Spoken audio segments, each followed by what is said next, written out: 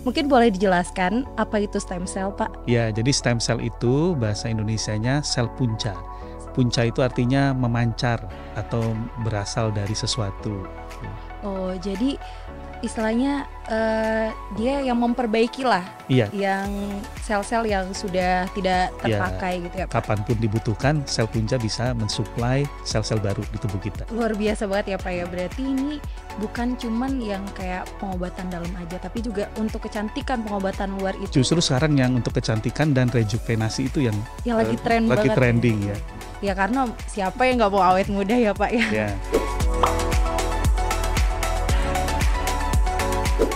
Assalamualaikum warahmatullahi wabarakatuh. Halo Sobat IPB, kembali lagi di IPB Podcast bersama saya Ikrimah Kaulia. Di sini kita akan membahas mengenai stem cell. Mungkin teman-teman juga banyak yang baru dengar ya mengenai stem cell ini. Apa itu stem cell dan bagaimana cara kerja stem cell? Kita akan membahas bersama-sama di sini. Dan tentunya saya tidak sendiri karena saya telah ditemani oleh Bapak Dr. Berry Juliandi, yaitu Dekan dari Fakultas Matematika dan Ilmu Pengetahuan Alam IPB University. Apa kabar Bapak? Alhamdulillah kabar baik Mbak Rima. Alhamdulillah sehat ya Pak ya. Sehat. Alhamdulillah saya juga sehat Pak. Nah di sini kan kita mau ngebahas mengenai stem cell ya Pak. Mungkin banyak juga nih yang baru dengar nih soal stem cell. Saya juga sebenarnya baru dengar juga nih Pak soal stem cell. Mungkin boleh dijelaskan apa itu stem cell Pak? Ya, jadi stem cell itu bahasa Indonesianya sel punca. Punca itu artinya memancar atau berasal dari sesuatu. Jadi sel punca di tubuh kita ini adalah sel yang menjadi seluruh tipe sel di tubuh kita. Jadi kalau Mbak Rima masih ingat pelajaran biologi, kita ini kan berasal dari fertilisasi atau pertemuan antara sel kelamin jantan, sperma, dan sel kelamin betina, yaitu ovum menjadi zigot. Nah, zigot itu adalah sel punca pertama bagi hewan atau bagi manusia. Nah, tubuh kita ini semua dari mulai sel mata, sel kulit, sel jantung, sel apapun sebutkan, semua asalnya dari zigot. Jadi itulah yang disebut dengan nama sel punca. Nah, selama zigot itu berkembang, sebagian juga menjadi sel punca yang lain, misalnya di sel punca di embrio, sel punca di tubuh dewasa. Nah, mereka inilah yang terus-menerus menjadi sel-sel yang harus digantikan di tubuh kita. Jadi misalkan sel kulit kan setiap hari rontok tuh ya, nah terus diganti, gitu ya, ada kulit mati diganti oleh sel punca yang ada di kulit. Lalu misalkan kita punya usus, selalu lewat kan feses, nah itu juga mengikis sel-sel usus. Nah sel punca itulah yang mengganti sel-sel usus itu yang dengan yang baru.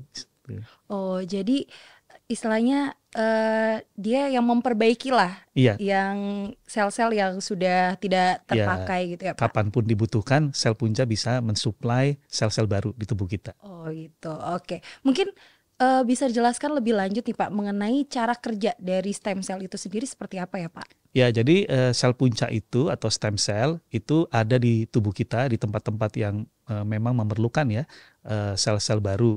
Nah, cara kerjanya mereka bisa membelah diri, membentuk sel punca baru. Jadi ini untuk stok, istilahnya itu mempertahankan jumlah mereka di tubuh kita. Jangan sampai habis. Nah itu yang pertama, mereka terus membelah menjadi diri mereka sendiri.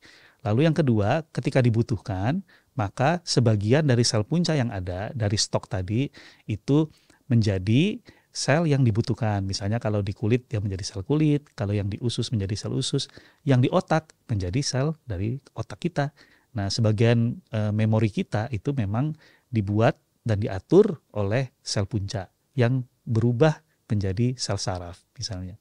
Oh gitu Pak, berarti sel ini memang ada di tempatnya masing-masing. Tempatnya itu masing-masing ya. Tempatnya masing-masing. Kalau misalnya dari jenis-jenisnya Pak, dalam dunia medis tuh ada apa aja sih Pak jenis dari stem cell itu sendiri? Ya, jadi pada dunia medis itu biasanya yang sangat terkenal itu disebut dengan nama embryonic stem cell atau sel punca embrio. Kenapa sangat terkenal? Karena sel punca embrio ini memiliki sifat yang kita sebut dengan nama sifat yang pluripoten. Pluripoten itu artinya dia mampu menjadi berbagai jenis sel yang dibutuhkan, bahkan bisa menjadi individu baru jika dikawinkan atau dipertemukan dengan ovum dari individu lain. Nah ini sangat terkenalnya kenapa? Karena kita bisa membuat berbagai jenis hewan, misalnya yang sekarang sudah banyak dilakukan, mencit atau tikus yang tidak memiliki atau memiliki gen-gen tertentu. Jadi ini untuk eksperimen ya dalam dunia medis untuk tahu kerja dari suatu gen, penemuan obat dan lain-lain. Nah itu embryonic stem cell memang luar biasa karena dia bisa dipakai untuk hal itu. Nah yang kedua yang juga saat ini sedang ngetren itu adalah mesenkimal stem cell atau sel punca mesenkim. Contohnya yang dari sumsum tulang atau dari tali pusar bayi. Nah yang dilakukan oleh stem sel punca dari tali pusar misalnya itu bisa untuk rejuvenasi atau anti-aging. Nah ini yang banyak diminati sekarang dipakai oleh pasien ya, terutama yang ingin tidak mau cepat tua misalnya begitu. Ada juga misalnya sel punca dari lemak ya, dari jaringan adiposa. Jadi kalau misalnya ada orang itu merasa terlalu banyak jaringan lemaknya, ingin disedot lemak, jadi dia bisa sedot lemak. Nanti lemaknya itu diisolasi sel puncanya. Lalu sel puncanya disuntikkan ke kulit. Jadi sedot lemaknya berhasil, lemaknya hilang, dan kulitnya menjadi lebih bagus. Lebih bagus. Nah, gitu. Berarti luar biasa banget ya Pak ya. Berarti ini bukan cuman yang kayak pengobatan dalam aja, tapi juga untuk kecantikan pengobatan luar itu. Justru sekarang yang untuk kecantikan dan rejuvenasi itu yang lagi tren lagi banget trending ya. ya. Ya karena siapa yang nggak mau awet muda ya Pak ya. Ya. Jadi Pak mungkin kalau misalnya dari stem cell ini tadi kan untuk kecantikan dan juga untuk membenahi sel-sel yang mungkin udah rusak di tubuh kita. Mungkin bisa dijelaskan lagi penyakitnya, spesifikasi dari penyakitnya atau pengobatan apa saja yang bisa digunakan menggunakan stem cell ini, dan juga mungkin bisa dijelaskan nih Pak dari peran IPB sendiri dalam penelitian ini tuh seperti apa? Ya, jadi sebetulnya stem cell ini menjadi hype ya. Hype itu artinya sangat diunggulkan di dunia medis saat ini. Namun memang penelitian ini masih berjalan. Harapannya semua penyakit itu bisa diobati dengan stem cell. Tapi kenyataannya yang sudah ada bukti itu misalkan ya untuk penyakit-penyakit berhubungan dengan persendian tulang misalnya. Jadi kalau misalkan ada gangguan di tulang kita atau di persendian itu sekarang bisa suntik stem cell ya. Bahkan ada orang yang lumpuh tidak bisa jalan itu sekarang penelitiannya sudah bisa dilakukan di hewan model. Itu mencit atau tikus yang lumpuh itu kalau disuntik stem cell dia bisa jalan lagi misalnya. Wah. Begitu. Nah IPB itu sangat berperan tuh di dalam penelitian-penelitian yang terkait stem cell untuk tulang dan juga persendian. Karena kita punya fakultas kedokteran hewan dan punya fakultas MIPA yang ada departemen biologi yang memang arah penelitiannya ke sana. Dan ini bukan hanya untuk manusia tapi juga bisa untuk hewan. Jadi misalnya kuda, kucing, anjing itu juga mengalami gangguan tulang, gangguan sendi ya. Nah itu yang kita sekarang targetkan untuk diobati dengan stem cell misalnya. Dan juga kalau di IPB kita sudah melakukan penelitian di hewan coba untuk misalkan gangguan motorik dari otak secara keseluruhan dan juga untuk pengaturan memori. Jadi stem cell itu bisa juga untuk orang-orang yang mengalami penyakit seperti Alzheimer, Parkinson ya. Nah harapannya dengan disuntik dengan stem cell maka bisa sembuh penyakit kelainan degeneratif di otaknya itu, dan masih banyak lagi. Itu luar biasa sih Pak ya. Jadinya yang sebelumnya orang-orang berpikir ini nggak mungkin, jadi mungkin. Apalagi kan banyak juga teman-teman kita yang mungkin mengalami hal-hal yang kelumpuhan atau juga tadi Alzheimer dan lain-lain. Itu kan banyak yang putus asa. Betul. Dengan adanya penelitian stem cell ini kan menjadi harapan baru juga untuk mereka ya Pak. Ya, dan IPB sangat berperan terutama diuji pada hewan coba. Karena kita punya kompetensi yang diakui ya oleh universitas-universitas lain yang ingin melakukan penelitian stem cell di manusia. Jadi kalau ingin melakukan penelitian stem cell di manusia, biasanya diuji coba dulu di hewan. Dan biasanya mereka pasti mengandalkan IPB.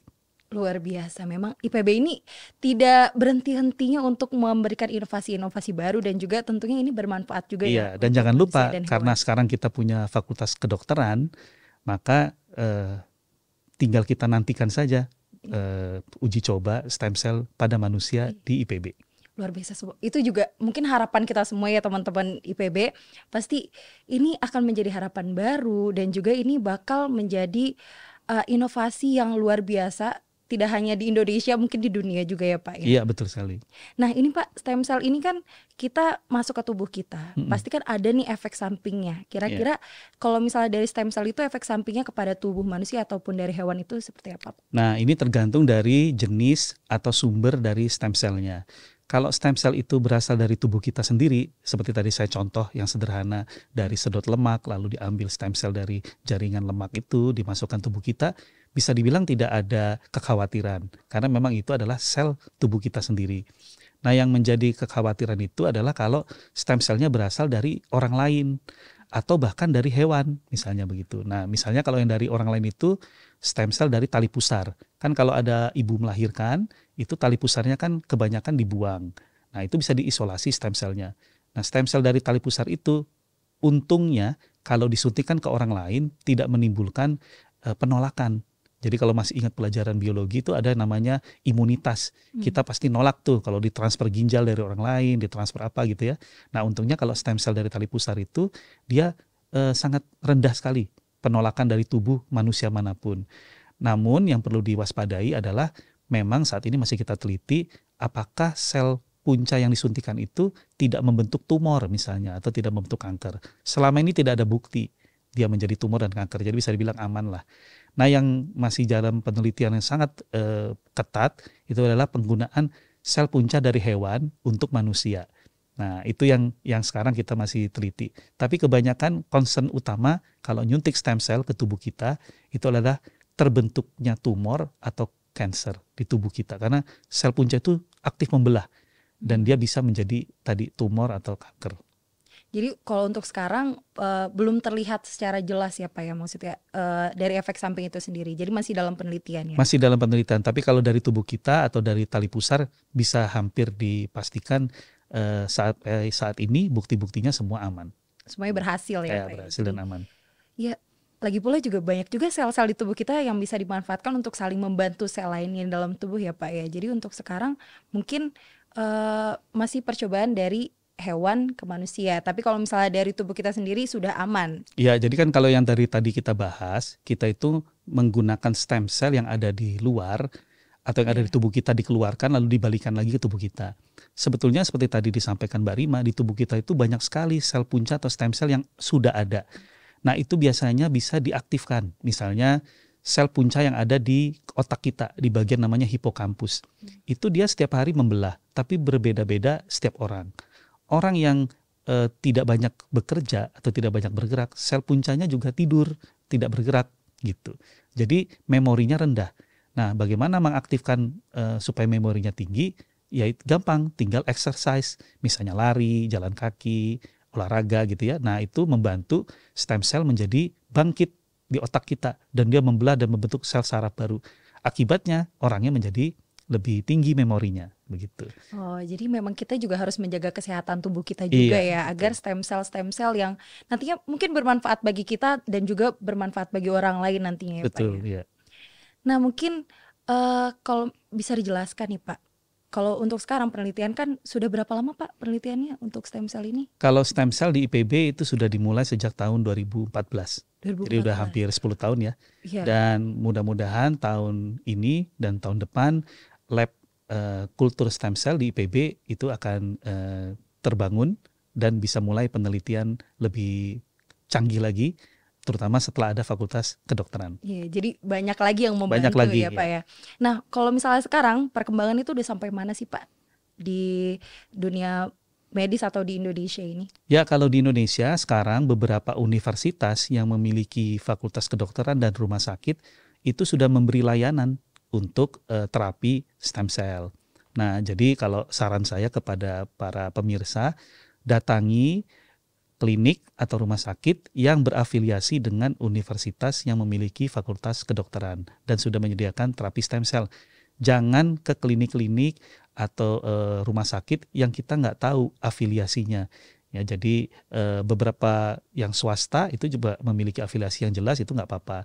Karena banyak sekali klaim terapi stem cell yang sebetulnya bukan stem cell atau bukan sel punca, dan itu sangat berbahaya sekali kalau dilakukan oleh masyarakat. Jadi harus pintar-pintar memilih tempat untuk terapi stem cell. Oke, berarti sebenarnya udah banyak ya Pak ya? Sudah banyak. Sudah banyak sekali di setiap Indonesia. Cuman memang nggak semua rumah sakit gitu kan? Tidak semua rumah sakit dan juga tidak bisa banyak masyarakat yang memakai karena harganya juga lumayan mahal. Harganya juga lumayan mahal ya. Makanya pemirsa nih yang ada di rumah, jangan lupa kita untuk menjaga selalu kesehatan kita. Dan untuk teman-teman mungkin yang memang sedang berikhtiar ya Pak, sedang berusaha dan juga ingin menggunakan stem cell ini seperti yang Pak Berry tadi telah jelaskan, mungkin boleh langsung datang ke rumah sakit yang sudah terafiliasi dengan instansi-instansi yang bisa dipercaya itu. Nah Pak, ini terakhir nih Pak ya, sebelum menutup kita pada hari ini, mungkin Bapak bisa memberikan harapan Bapak nih mengenai stem cell ke depannya di masa depan untuk Indonesia. Ya, jadi harapannya akan banyak generasi muda yang berminat untuk melakukan penelitian terkait stem cell karena banyak sekali hal-hal yang masih belum kita ketahui, padahal potensi stem cell itu sangat luar biasa. Makanya ayo generasi muda dan masyarakat kirim insan-insan terbaik ke IPB untuk belajar tentang stem cell. Luar biasa, terima kasih banyak Pak Berry atas penjelasan stem cell-nya ini, karena ini saya aja baru dengar, berarti kan ini penjelasannya masih sangat jarang ya. Ini tentunya akan menjadi informasi baru bagi sobat-sobat IPB dan juga jangan lupa ya langsung bergabung ke IPB University untuk melanjutkan stem cell ini karena ini sangat bermanfaat untuk masa depan kita ya Pak ya. Betul. Terima kasih banyak Pak Berry. Sama-sama, terima kasih Mbak Rima. Baiklah teman-teman sobat IPB, itu dia pembahasan IPB Podcast pada hari ini mengenai stem cell. Saya Ikrimah Kaulia dan kru pamit undur diri. Wassalamualaikum warahmatullahi wabarakatuh.